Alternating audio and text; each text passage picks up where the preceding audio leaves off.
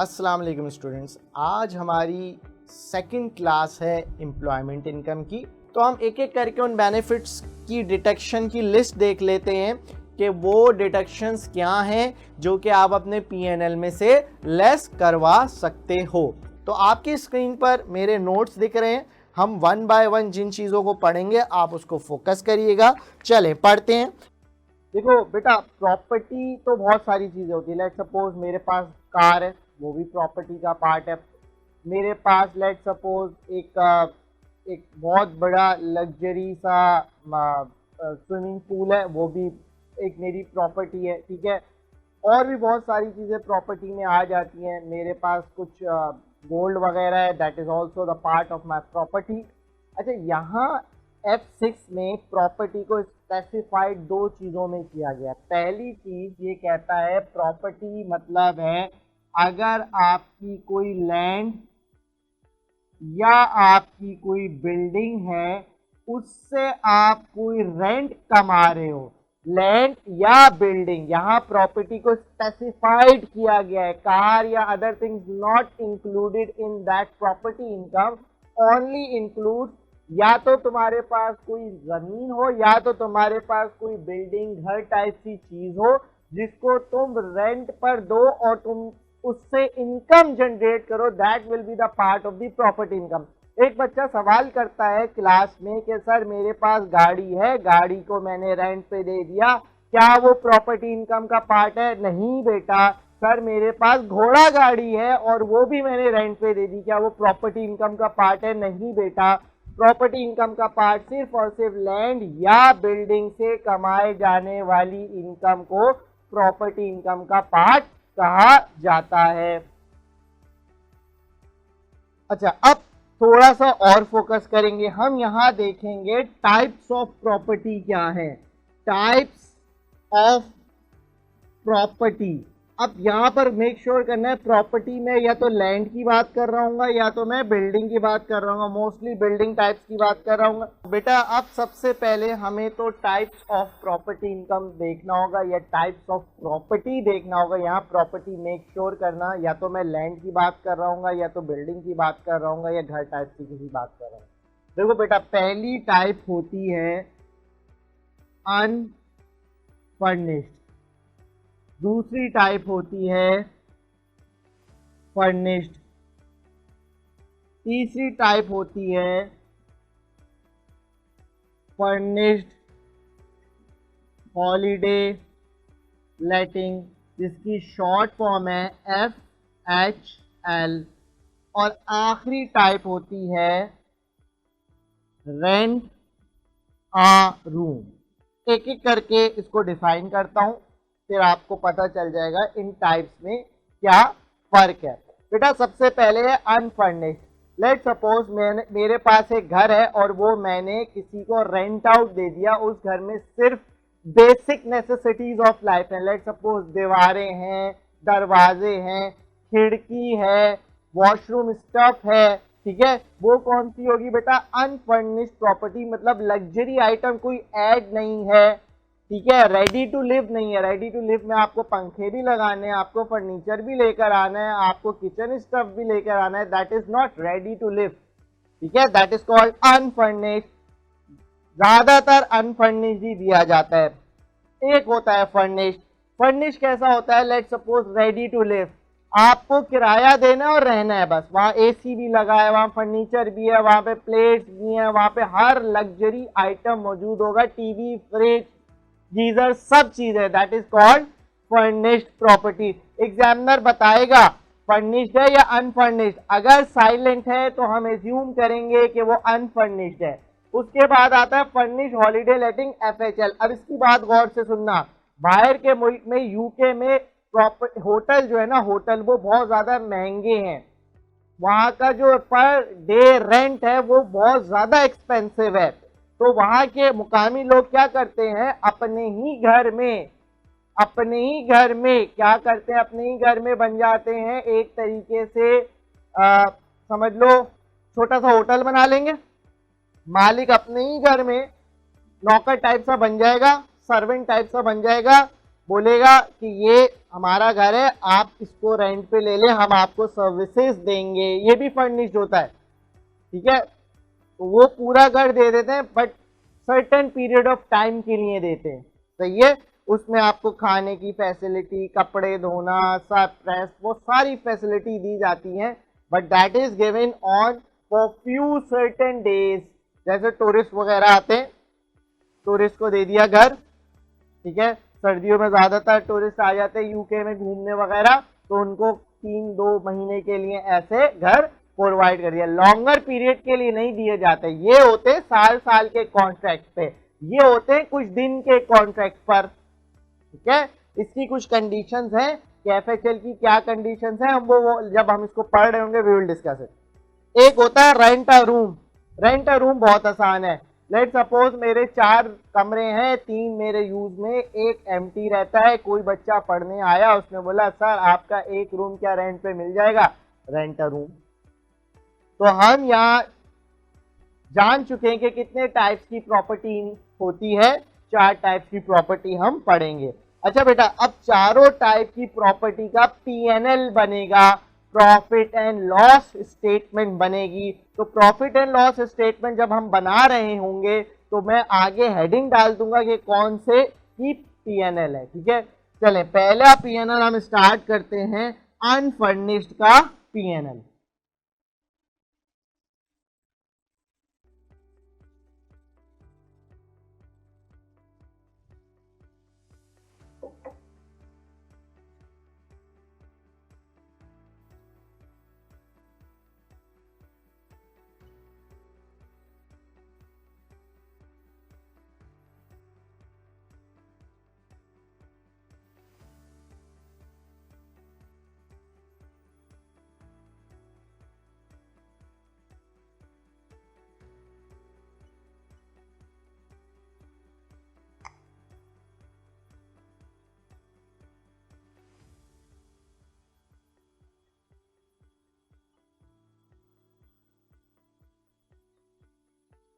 चले बेटा, स्टार्ट करते हैं अनफर्निश्ड का पीएनएल। तो पीएनएल में सबसे पहले आपके पास आता है रेंट। सबसे पहले आपके पास आता है रेंट, जो कि आप अपने टैक्स ईयर के लिहाज से लिखोगे। मतलब सर क्या, अब गौर से सुनना, ये वाली बात बहुत गौर से सुननी है। लेट सपोज मेरा घर था, मैंने 1 जनवरी 2021 को दिया और साल का कॉन्ट्रैक्ट किया, 31 दिसंबर 2022 तक का कॉन्ट्रैक्ट किया, और सालाना रेंट मैंने लिया 1,20,000, एनुअल रेंट लिया मैंने 1,20,000। अच्छा, अब मेरे टैक्स ईयर में कितने मंथ्स आते हैं इस स्लेब में? जनवरी नहीं आता, फरवरी नहीं आता, मार्च नहीं आता, अप्रैल 4, 5, 6, 7, 8, 9, 10, 11, 12, 9 मंथ्स आ रहे हैं मेरे टैक्स ईयर के। उसके बाद ये खत्म हो चुका है एग्रीमेंट, तो मैं रेंट कैसे लिखूंगा? मैं लिखूंगा 1,20,000 मल्टीप्लाई बाय 9/12। तो ये जो भी आपका रेंट आ गया, आपने क्या करना है, अपने टैक्स ईयर के लिहाज से इसको डिवाइड करना है। तो आपके पास 90,000 रेंट आ गया। मैंने देखा मेरे टैक्स ईयर के 9 मंथ्स फॉल कर रहे थे, सर वो आगे या पीछे जो भी फॉल कर रहे हैं उसका क्या करना? मैंने क्या बोला था, हम अपने टैक्स ईयर के अंदर ही रहेंगे, टैक्स ईयर या फिस्कल ईयर, ठीक है। उसके बाद आप एक्सपेंसेस की लिस्ट लेस कराओगे। वो कौन कौन से होते हैं सुनो। रेवेन्यू एक्सपेंडिचर्स,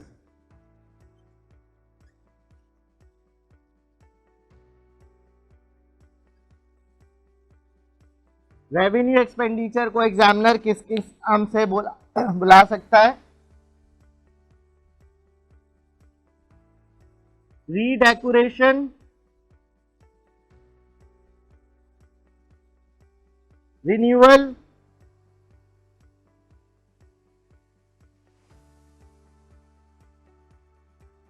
रिपेयर, इन नामों से वो आपको बोल सकता है। रीडेकोरेशन, रिन्यूअल, रिपेयर एंड मेंटेनेंस भी कह सकता है, या सिर्फ और सिर्फ रिपेयर भी कह सकता है।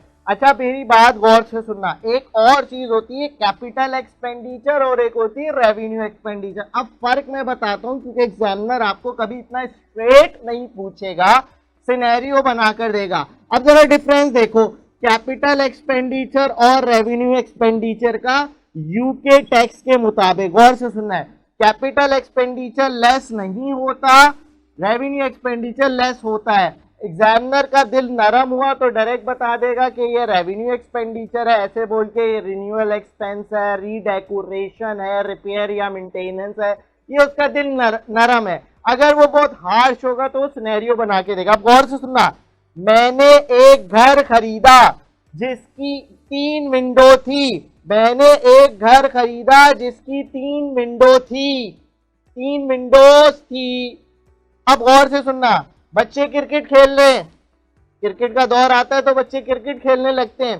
बच्चे ने ओरिजिनलिटी क्या थी, मैंने जब घर खरीदा तो ओरिजिनलिटी थी 3 विंडोज हैं उसकी। बच्चे ने क्रिकेट खेला और बिल्कुल ही ऐसा शॉट मारा कि विंडो एक टूट गई।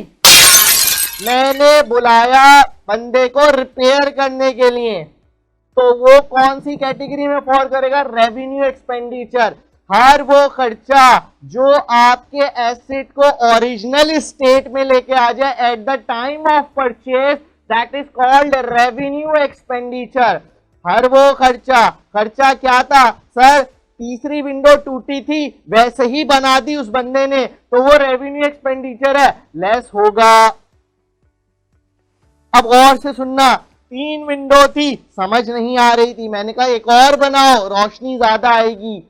चौथी window capital expenditure, original state से ऊपर ले गया मैं उस चीज को, तो वो क्या कहलाएगा, कैपिटल एक्सपेंडिचर। अब गौर से सुनना, फर्क बता रहा हूं, शॉट मारा, विंडो टूटी, मैंने बोला पहले तो इसको नॉर्मल विंडो बनाओ, रेवेन्यू एक्सपेंडिचर, फिर इसमें ऐसा शेड बना दो कि अंदर दिखे ना कैपिटल एक्सपेंडिचर। ऐसा खर्चा जो ओरिजिनल स्टेट में लेकर आ जाए at the time of purchase, वो रेवेन्यू एक्सपेंडिचर। ऐसा खर्चा जो ओरिजिनल स्टेट से ऊपर ले जाए वो कैपिटल एक्सपेंडिचर। और से सुनना, जनरेटर लेकर आया खराब था, जनरेटर लेकर आया खराब था, खराब खरीदा, बुलाया बंदे को ठीक करो, कैपिटल एक्सपेंडिचर। खराब को ओरिजिनल स्टेट से लेकर गया, जनरेटर लेकर आया ब्रांड न्यू, चल रहा है, खराब हो गया, ठीक कराओ, revenue expenditure. I hope you understand this thing, capital expenditure और रेवेन्यू एक्सपेंडिचर का क्या डिफरेंस है, तो सिनेरियो बनाकर देगा, यू नीड टू जज इट।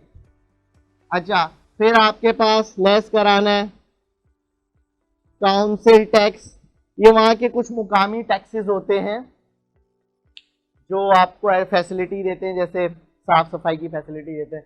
अगर मालिक मकान पे कर रहा है, क्योंकि पीएनएल किसका है, लैंडलॉर्ड का, अगर मालिक मकान पे कर रहा है तो लेस।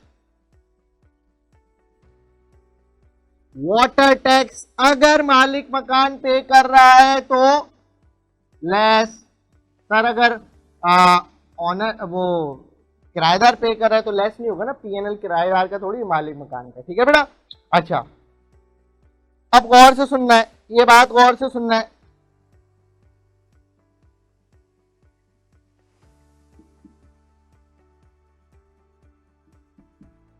लेट्स सपोज ये घर मैंने रेजिडेंशियल घर था, मेरी बात गौर से सुननी है बेटा, ये रेजिडेंशियल घर था, उसको मैंने लोन के पैसे से बनाया, तो जो उसका इंटरेस्ट एक्सपेंस होगा, जो उसका इंटरेस्ट एक्सपेंस होगा वो 100% लेस होगा। सर आपने 100% क्यों लिखा, आगे एक फिल्म है वो समझाऊंगा क्यों लिखा 100%, ठीक है बेटा। अच्छा, और कोई एक्सपेंस सर, लेट सपोज इस प्रॉपर्टी को रेंट आउट करने के लिए कोई मैंने एडवर्टाइजमेंट एक्सपेंस करवाया, वो भी लेस होगा। इस घर को चढ़ाने के लिए मैंने एजेंट को कोई कमीशन या एजेंट को कोई फीस दी, तो वो भी लेस होगा। ये सारे खर्चे हैं।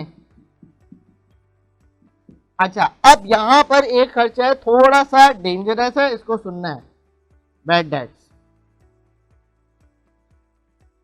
ये गौर से सुनना है, ये बहुत गौर से सुनना है, बस और कोई खर्चा नहीं।